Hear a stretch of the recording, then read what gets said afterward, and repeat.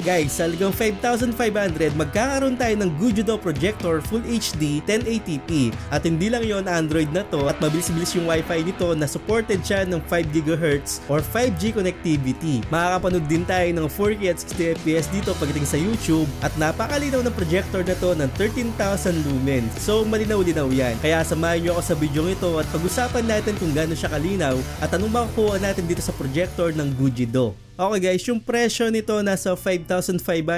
Nung pinadala sa akin to, hindi ko na-expect na malinaw talaga siya. Akala ko yung mga tag 5,000 lang, hindi siya ganun kalinawan at saktong-sakto lang. Pero nagulat ako sa display nito na maganda pala. At Android na rin siya na 16GB of RAM. So bago natin pag-usapan lahat yan, i-unbox mo natin. Sa box meron tayong ganitong box. May nakalagay dyan na 4K support, tapos Android 10. Tapos yung Bluetooth nito is 4.2. At marami pa dito, may mga 5G pa yan. Tapos may CPU na 4-core. So para sa akin sa halagang 5,000, sulit na to. Ngayon, sa box meron tayong remote control. Actually may mga green, yellow, blue, tsaka red dun sa baba. Ibig sabihin na pwede tayong mag-assign ng mga applications natin dito like Netflix, YouTube at kung ano-ano pa. Then nandito na lahat yung mga kailangan natin, yung mga home button, mga pang-escape. So meron din tayong mouse feature dito na pwede natin gawing mouse to. Then syempre hindi rin mawala dito yung mga manual natin, isang cord, tapos HDMI cable. So yan yung mga kasama niya sa box. So eto na yung projector natin. Actually may kabigatan to. Hindi ko na-expect na sa 5,000 ganito siya kalaki. Then may nakalagay dito na Gujido 4K video 1080p Full HD. Nagugustuhan ko dito yung materials niya. Matibay talaga siya. Sa gilid yung mga ventilation natin pati speaker. Tapos dun sa baba naman may lagayan tayo para sa tripod natin. Yung power button natin nasa taas lang, single button lang yan. Dito sa likod meron tayong mga button dito, yan para sa headset natin. Yung HD, HDMI po to, tapos dalawang USB. Tapos meron tayong power port dito para dun sa power cord nga natin at para ma-power on nga po yung projector na to. Ngayon, ang pinaka-highlights dito sa video na to, syempre yung screen niya. Actually, nagulat talaga ako na malinaw talaga yung screen niya, hindi siya nakakaduling. Unlike sa mga ibang projector na nasubukan ko, nasabi ko nakakaduling, parang ganun at masakit sa mata. Pero nagulat ako sa projector na to na hindi siya ganun, hindi siya nakakaduling na parang siniyan, parang ganun. At depende yan sa laki ng screen mo. Up to 200 inches yung pwede nating mapanood dito at depende pa rin yan sa layo na ilalagay mo. Kung yung room mo is malaki, makakapanood tayo ng 200 inches dito. Pero mas malinaw na syempre yung 50 to 72 inches para mas lalong detalye yung mapapanood natin. At pwede tayong mag-mirror dito ng cellphone natin. Yun nga lang nung nasubukan ko, medyo laggy siya at hindi ko advisable na mag-mirror tayo dito kasi hindi siya ganun kaganda o hindi siya ganun ka-smooth. Sobrang lag niya talaga. At isa pang cons ko siguro dito, yung speaker niya hindi siya ganun kagandaan, sobrang hina para sa akin. Kaya kailangan natin gumamit ng Bluetooth speaker dito. So yun lang yung cons ko sa ganda ng screen. Nagkulang talaga sila sa speaker niya na sobrang hina talaga. Pero masabi ko sa inyo na guarantee talaga na mag-enjoy kayo sa panonood dito kasi colorful siya, yung saturation na kukuha niya. Kahit buksan ko nga yung ilaw, makakapanood pa rin ako. O kahit na merong liwanag, as in talagang maganda talaga pa rin siyang tignan. Ngayon hindi lang yun, maraming minuto dahil Android siya, 16GB of RAM, makakapag-download tayo ng mga gusto nating applications. Yun nga lang medyo limited siya. Nakapag-download din ako dito ng TikTok tsaka yung Bio at gumagana naman. Pero kung mga Disney, HBO Go, meron po dito. At nasubukan ko rin to sa Netflix, maganda rin po siyang manood sa Netflix kasi number 1 naman talaga na may projector tayo na ganito dahil nga sa panonood ng ganyan for entertainment nga. Pero kung may PC tayo kaya laptop, meron nga siyang kasamang HDMI, pwede natin gamitin yung projector natin as screen nga. Ngayon, para sa mga ibang menu, lipat tayo dun sa studio natin para pag-usapan natin yung ibang menu nito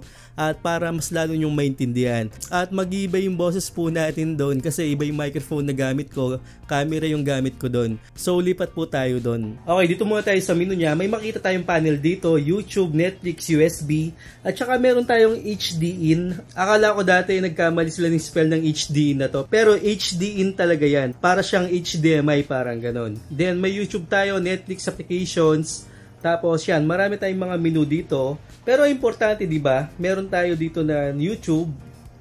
Yan. Pag open natin ng YouTube, ganito siya. Ang pinakagustuhan ko sa YouTube, kapag nag-search tayo ng 4K at 60fps, gagana po dito sa projector natin. For example, mag-search tayo ng isang YouTube. Kunwari ito. Capable po siya ng 4K at 60 frames per second. Pag click natin, syempre gagana yan. Pero hindi siya nakalagay dun sa default niya na 4K at 60 FPS. Naka 2K at 60 frames per second siya. Pwede tayo maglagay dyan ng 4K at 60 FPS. Kasi ngayon nasa 2K nga tayo. At least kayang-kaya nyo pa rin yung 4K at 60 FPS. Pero sa nakikita ko, malinaw yung projector niya. Black is black talaga. Kita nyo naman na magandang saturation, tapos hindi siya nakakaduling. Unlike sa ibang projector na natest ko, medyo naduduling ako. Pero dito hindi siya nakakaduling at maganda pa rin siyang panuorin. Ngayon, susubukan kong buksan yung ilaw kung anong makikita natin. Subukan natin buksan yung ilaw. So, eto ako. Ayan.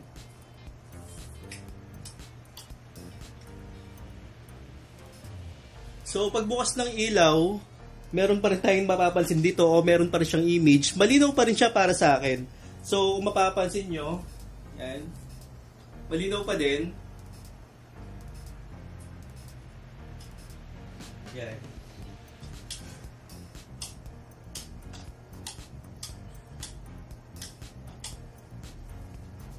Check natin yung ibang menu dito.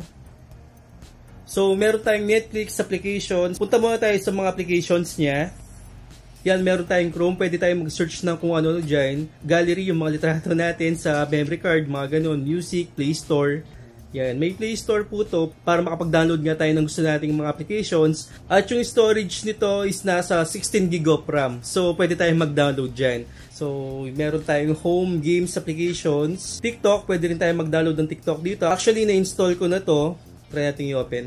Yan. Scroll lang natin to sa remote control para makita natin yung mga ibang TikTok. Yan, meron tayong Jollibee. So, kung gusto natin mag-download ng ibang applications, pumunta lang po tayo dito sa Play Store. Marami naman po dyan. Like yung pinakita ko nga sa yung TikTok. Tapos yung Bio. Meron din ako Bio kanina. So, kayo lang balang pumili kung anong meron dito. Prime Video. Yan, HBO Go. Meron din tayong ganyan. Karaoke.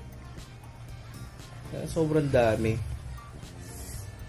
Iba yung nakikita ko dito sa camera ko kaya sa personal. Mas maliwanag siya sa personal syempre. At hindi talaga siya nakakaduling. So, meron tayong mga menu dito. Yan, mga applications na galing sa Play Store. Dito naman sa Wi-Fi natin, nakalagay ako sa 5 GHz. Pwede ako pumunta sa 2.4 pero mas mabilis talaga yung 5 GHz, diba? O yung 5G natin sa Wi-Fi. Para mas mabilis yung panonood natin sa Netflix o kaya sa YouTube. Then, may Bluetooth settings tayo dito. Ito, napaka-importante ng Bluetooth settings na to. Kapag meron tayong Bluetooth speaker na malakas, magagamit natin to. Kasi yung projector na to, hindi ganun kalakasan yung sounds niya. So, kailangan natin gumamit ng Bluetooth speaker dito kasi hindi talaga siya malakas. Pero yan, may mga ganito tayong mga settings. Yan. Ito naman. Yan, alam nyo na to kung may projector kayo. Mga settings na ganito. Keystone. Yung correction ng keystone nyo. Tapos, autofocus, applications. Yan, may mga ganito pa. Sa more settings naman, device, date and time. Itong date and time na to, kailangan nyo laging set kapag bubuksan nyo yung projector nyo.